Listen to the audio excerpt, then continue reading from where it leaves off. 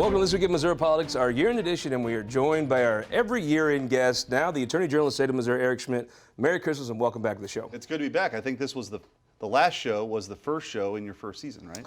This was 6 years ago in a different studio. We sat right here and it had the first episode of This Week in Missouri Politics. Yep. By the way, congratulations, a 22-point win? Yeah. It was very gratifying, and again, I'm just humbled by the opportunity. Surprised, right? Well, I didn't think it was going to be that high. Yeah, but I'll take it. But yeah, we felt good going into Election Day, but you never really know, and it worked out well. And I think you've got a great group of people to lead the state. I'm just fortunate. It's not lost on me. I'm the first lawyer in my family ever, so to be the lawyer for 6 million Missourians is something that I'm very grateful about. You know, you've been in the news all the time when you're Attorney General, but you've been specifically in the news. The election, I think some folks have may move past it, but there's a couple lawsuits that could impact not just, the thing I noticed you said, not just this election. There's a couple lawsuits out of the state of Texas that might impact this election, but really would impact how elections are done going forward over how the new mail-in voting was done.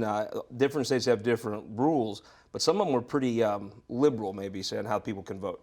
Yeah, look, free and fair elections that we have here in the United States are the envy of the world. And election integrity is very important. And so one of my jobs as Attorney General is to defend that principle.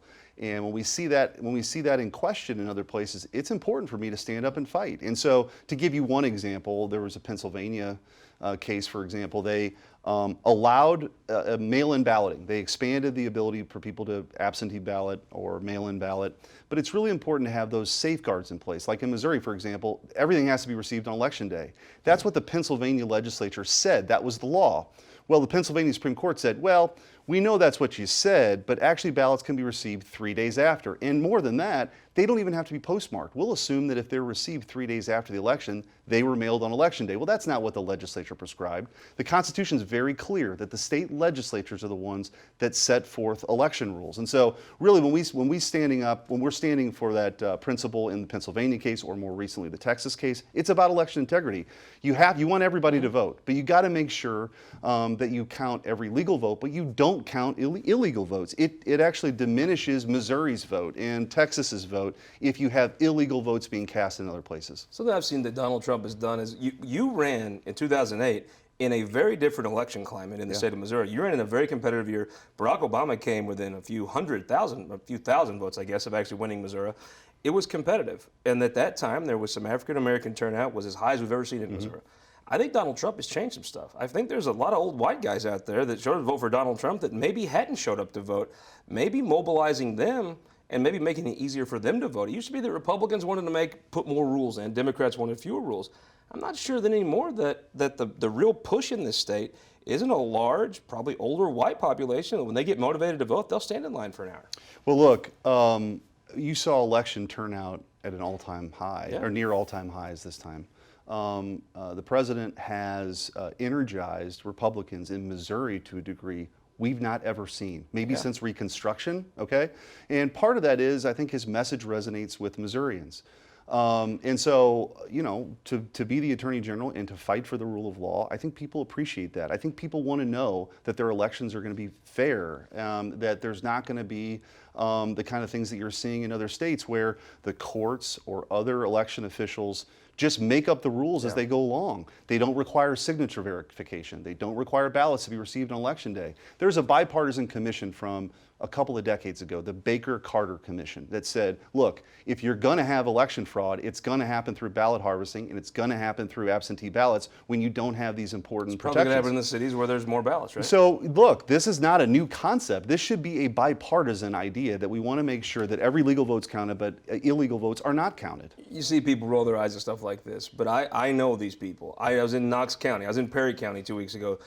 Real Missourians care. I think when as many people were out protesting this summer as we're out, that many of your constituents, I think you have to listen at least to what they're saying. When there is a lot of people. It's a very engaged populace. You get to see it because you go around in the Show Me Missouri tour and you get around. When you run statewide, you're not just in one neighborhood. You are in the Boot Heel, and you're in Southwest Missouri, and you're in Kirksville. And the sentiments can be very different. That's a strength for us, that cultural diversity. But people want to know that their vote matters. They want to know that it's being counted. They want to know that they're having a free and fair election. They also want to know that people are going to stand up for them. And my job as Attorney General is to stand up for the people. And I'm not going to ever back down from that. That's my job. So, yeah, we're in interesting times, but I think that certainly President Trump has mobilized Republicans, as I said, in a way that we've not seen before. And you saw that again. I mean, people were predicting it to be a tight race, and it wasn't in Missouri. I just might be a pessimistic hillbilly. I'm pessimistic that any of these lawsuits overturn the election.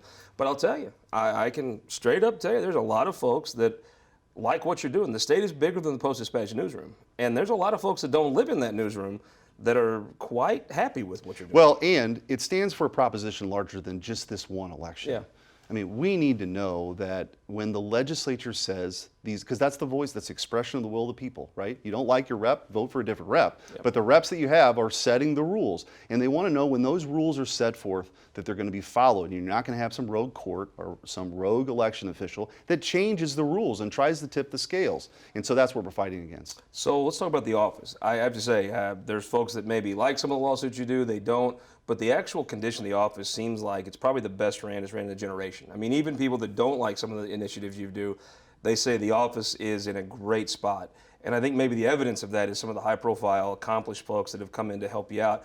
Talk about the cold case unit and some of the people you've been able to recruit to run that. Yeah, so we've had a very strident focus on protecting victims in my time in office, and now that you get a full 4-year term, we're going to continue to do that. Whether it's a Safer Streets initiative on violent crime, the Safe Kid initiative, but now the cold case unit. This is a new unit at the office that's going to be under our criminal division. We've got great leadership there with Chris Stevens, who I brought in initially. He does a great job. But we were able to recruit Tom Dittmeyer, who was the former U.S. attorney under Ronald Reagan. He went after the mob in the 80s. Okay, this guy is tough as nails.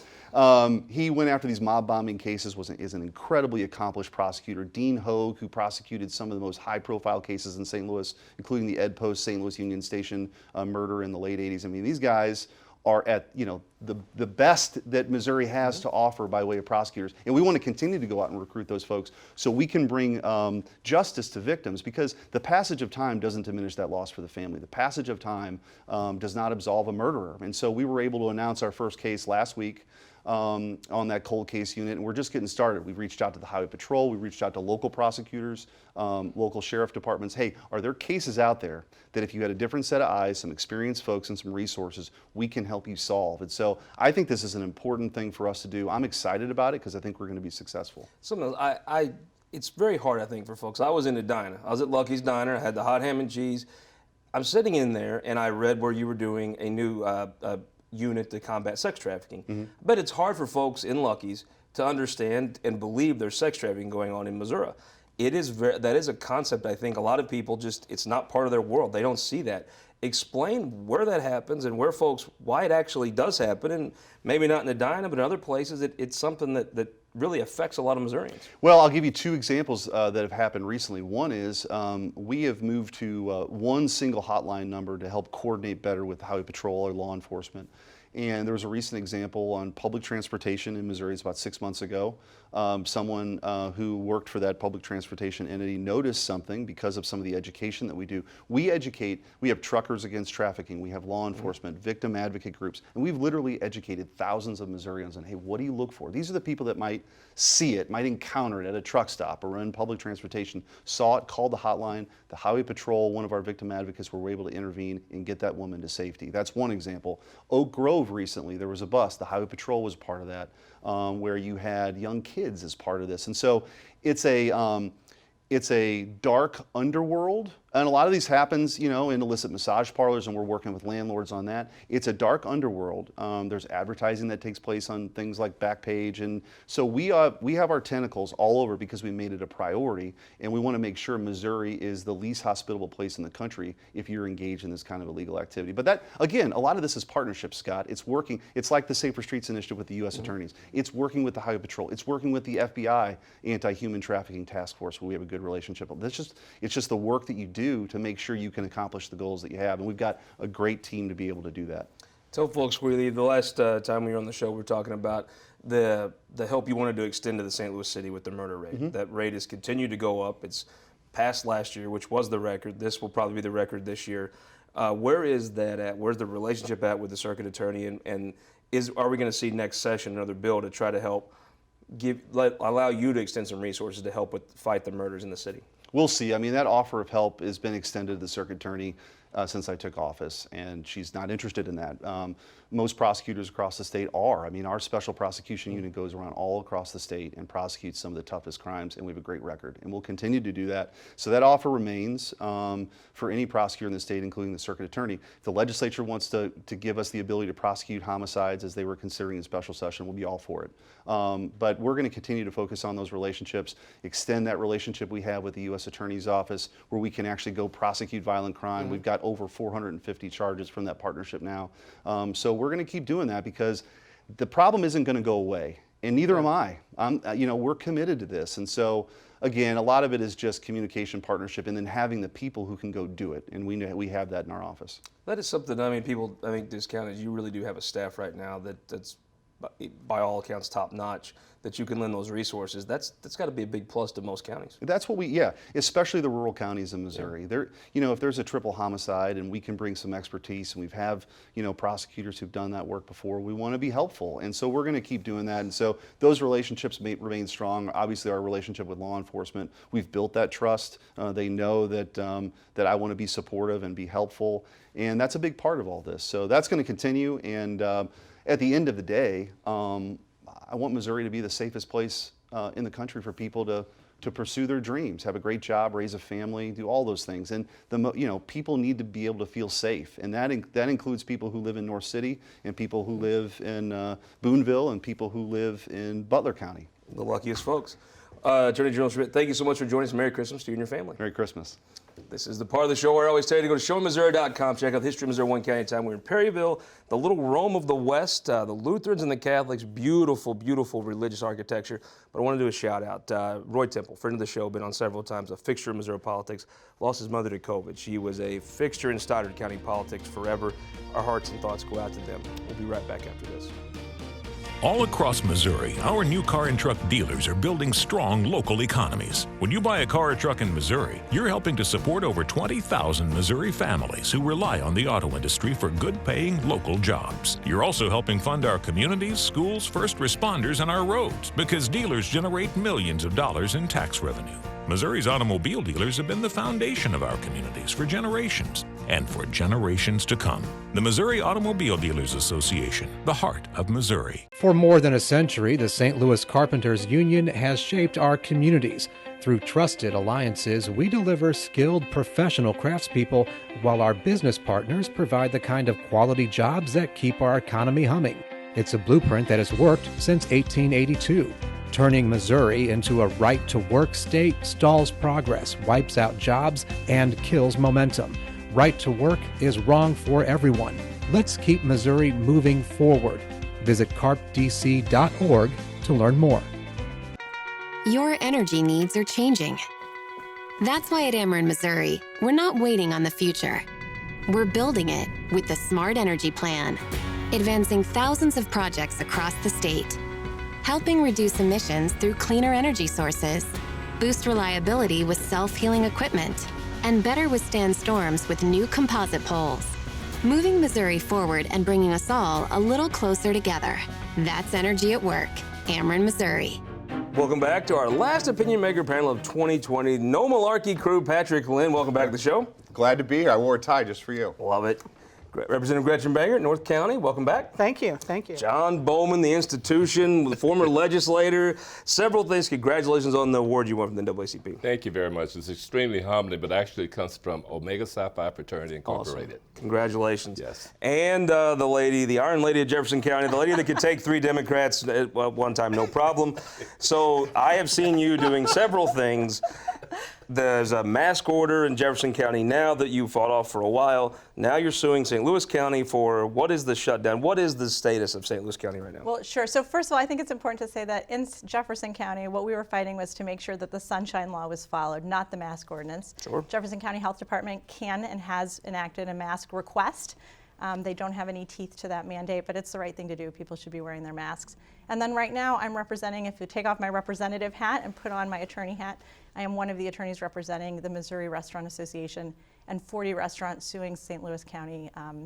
And today, well, I guess we're not recording on Sunday, but today we should be hearing back from the judge about an appeal at the appellate level. So, Representative, currently, if John and I wanted to go have a cheeseburger or something, you couldn't do that in St. Louis County, correct? No, at this time you cannot do that unless you could go someplace and sit outside. You could do that, but right now you cannot go inside of a restaurant, and it's unfortunate that we're in this state. It'd be great if every restaurant could provide 6 feet of space so that you were socially distanced and you could go into the restaurant and eat with people that you live with and then leave. So it is unfortunate at this time. Yeah, I mean, that's allowed in St. Louis City and in Jefferson County, and the restaurants are able to do that, but they're unfortunately, the county executive isn't allowing that and doesn't have the ability to do that. John and I should go to West Butler County because we can eat what we want to eat.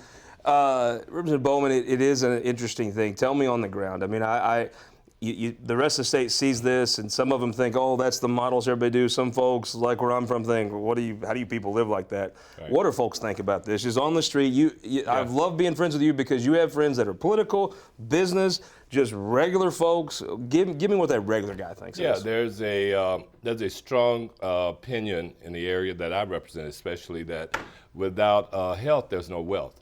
So they're prioritizing the fact that the numbers are increasing, it's spiking, and the more people who are commingling together is not exactly helping the community. Public health officials have made it clear.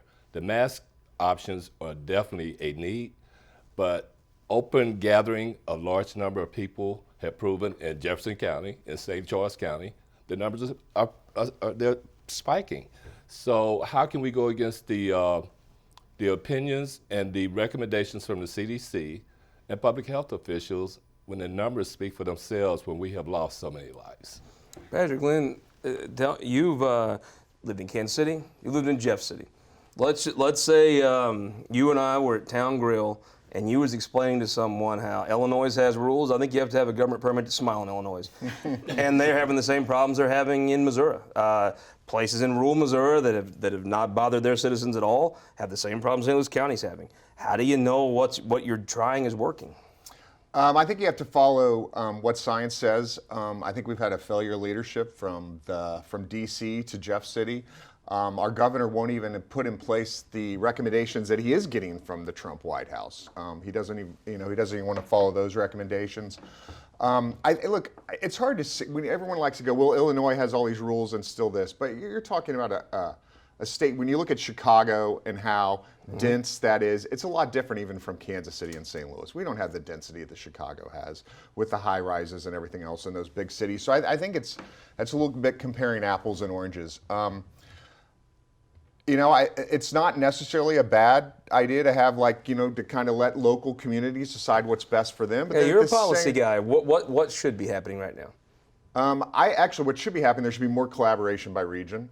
I do think I think Kansas City, Jackson County, Kansas City, Clay County, maybe Cass County, they should be working together because it's so easy to cross the border, do different things. I think the same thing here, St. Louis County, St. Charles County, Jefferson County, St. Louis City should be getting together, and the elected officials should be coming up with a plan that works for all of them because it is so easy to cross the river, to cross a county line. And we've had none of that, and that is a failure of Democrats and Republicans. I mean, I think one of the biggest problems we've had here in St. Louis that I've seen, I can't speak as much to Kansas City, is that there has been no collaboration between the business and the government. Really trying to figure out what works for everyone. Yes, we don't need restaurants and bars and nightclubs filled with people side by side, but we also have to keep people in business and keep people employed so they can pay their mortgages and their rent. And so they have to, but there's been no collaboration and working together. John, I mean, I think though, if you do some order, what's the use of an order if no one follows it? You can go tell folks in Ripley County the government says you got to do this, but what if they say no? Well, then it becomes an issue of where the courts fall on the issue. But the fact is, these are all measures being put in place to help increase safety for all of us. I think Patrick made a very good point. There needs to be a collaboration between government and business. I am not a proponent. I'm an MBA. I want business to survive as well as anyone else, but I also want health measures to be acknowledged and adhered to. And those things are going to get us through this challenging pandemic time, and we'll come out on the other side without this continuous loss of life. I mean, it is just the numbers It are is so sad. staggering that we're getting immune to it. We're Well, just it hit me when I saw Roy Temple's mom pass away. She's a legend in Stoddard County. Yeah, I've had a family member that passed from it, 3 former co-workers. So that's when it really gets real to you, when someone you know actually I guess dies. Representative Coleman, I guess Barrister Coleman is the question. Where will this end? 2 weeks from now, by the time, I guess after Christmas, will these lawsuits work their way through? Will you be able to eat in St. Louis County or not? Well, the lawsuits are a very slow solution, and right now we have a fight between the political branches. We have the county executive purporting to be able to enact 236 pages of health orders, and the county council has said, here are the ones that we approve. I don't think that fight is going to wrap up anytime soon. And so in the meantime, we need to all take personal responsibility. We need to make sure we're doing social distancing, make sure you wear your mask. This is a real virus and we need to take it seriously. Luckily, we are seeing the rollout of the vaccine starting to take place soon. And I think that we're going to start to see this second wave start to subside in the near future. Mr. Bangert, I mean, by token, we had Eric Schmitt on earlier. You can argue with his decisions, but he won by a chunk. Sam Page won by a landslide too. I mean, I think maybe a lot of folks in the county want what he's doing, and I would assume you're going to go into session next month. There's going to be a lot of folks who want to change those laws. What do you think those changes look like, and how effective will the argument be? Well, they elected him. I'm not sure how we're going to be able to affect any of the change of those laws.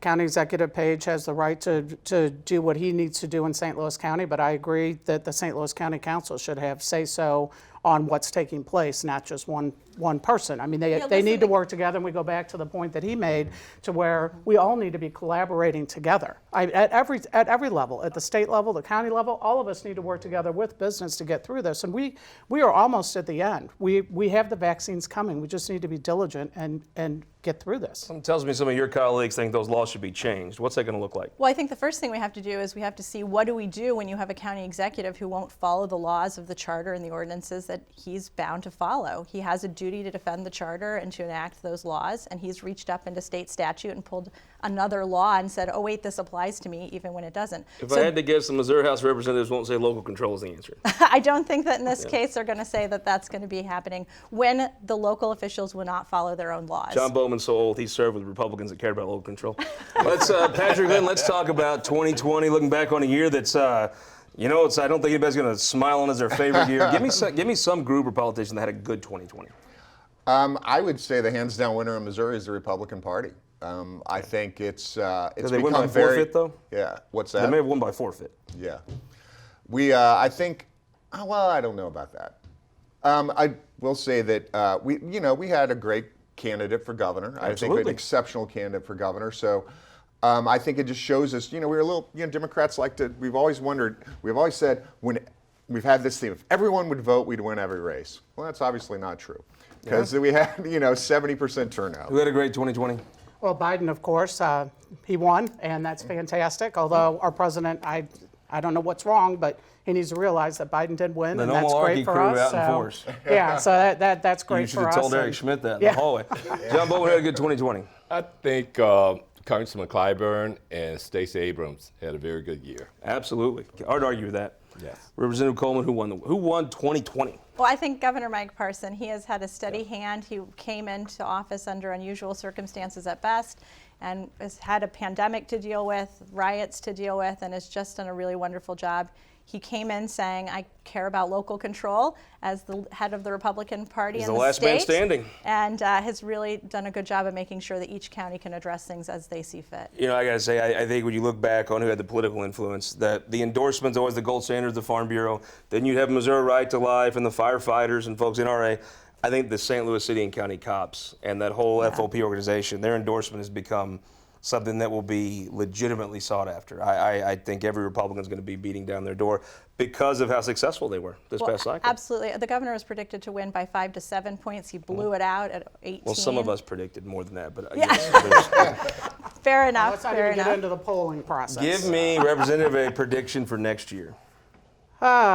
I think we're going to see some changes, especially in the city of St. Louis, with the elections coming forth with the new voting process that they're going to have in the city. mayor, and yeah, it'd be many interesting. candidates that are there, so I think we may see, it may be an exciting race. I think it will be, with actually having a primary and a general I've in the never heard city. of a race done like that in America, so it's going to be interesting at least to just see how it all unfolds. Yeah.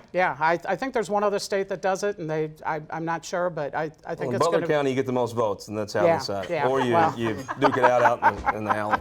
What's going to happen next year? Give me a prediction for next year. I believe President-elect Biden's going to come into office. I think we're seeing now the vaccine's going to get rolled out, and I hope by summer we're getting back to the Is he new gonna do normal. infrastructure? Is Joe Biden going to do an infrastructure package? Definitely. What's going to happen next year? Yeah, I think we move back into a more normal space where we start loving on each other again, eliminate some of this chaos and division that we've been living through and lunacy, and get back to a normal behavior. I like it. What's going to happen next year? I don't think it's going to be quite as kumbaya as everybody's predicting. Everybody's saying that Biden has won in a mandate, et cetera, but there's a lot of the country that doesn't think that's true. It's still winding through the courts. So we're going to have to see what the electorate does. And in the House, there's a 5-vote majority for the Democrats. She's only got 2 extra votes. That's going to be interesting. It's going to empower I guess you can't have anybody in the AOC. cabinet pulled out of there because you need their vote. Well, they just keep pulling people out, and it's going to empower Cori Bush. It's going to empower AOC. And I think that's going to give a lot of material for Republicans to run against in 2022. When I look at my sign of knowledge, I do see Joe Biden becoming president next month, though, don't you? I think that it's looking more likely than not. It's not that our previous guest isn't a great lawyer, but I just don't see that. I don't see the courts overturning that election. Well, there's certainly a number of challenges that are in the courts, over 50 that have been filed, and now there's attacks trying to get the electors to make those decisions, and we'll see what happens in the next 2 weeks. It's going to be exciting. I think tomorrow the electors are going to show up in Missouri at the Capitol, and they're going to vote for Trump, and everybody else is going to vote, and Biden's going to be the president. Patrick Lynn, with a minute left, who won this last week of Missouri politics for 2020? I'll say Patrick Mahomes. He's one of yeah. the sports persons of the year for Sports Illustrated, and they keep winning. I think that we're going to have another great 2021 with the Chiefs. Who won the week? Adam Wainwright, for sure, with Absolutely. the Clementi, I know I'm probably saying a wrong award that he received, and you can say it very nicely. Roberto Clemente. Yeah. There we go, you with say that award. Clemente, they Fantastic. Clemente, yeah. So now if we can keep him signed, like you said, that Absolutely. would be That's awesome. important. Who won the week? Ron Richard is showing up tomorrow to vote as an elector into the beautiful Capitol. The renovations are just coming down. It looks The fantastic. Capitol that he renovated. It wouldn't Without have happened. him, It would that not have Capitol could happened. have fallen in the river. It was in terrible shape, and he said, no, we have to do the right thing, and he'll never get credit for it, and it's got to feel good walking in to see that work come to fruition. I think that Ron Rich is the type that will care more than anybody else that he did it, and he'll know. Who won the week? I think you're right. I think Jason Tatum, St. Louis Oh, owned, yeah. with that very nice lucrative contract. He could spur economic development just moving back here. Yeah. You know. I'm going to say the mayor of Jefferson City, Gary Turgeon. She has been a terrific voice on COVID. She always has that mask on, always promotes the mask, but she asks, she doesn't order. I think she's been an example to so many people. I personally wear a mask more than I would have because of her example. I want to wish everyone in your family a Merry Christmas, and we will see you in 2021 on This Week in Missouri Politics.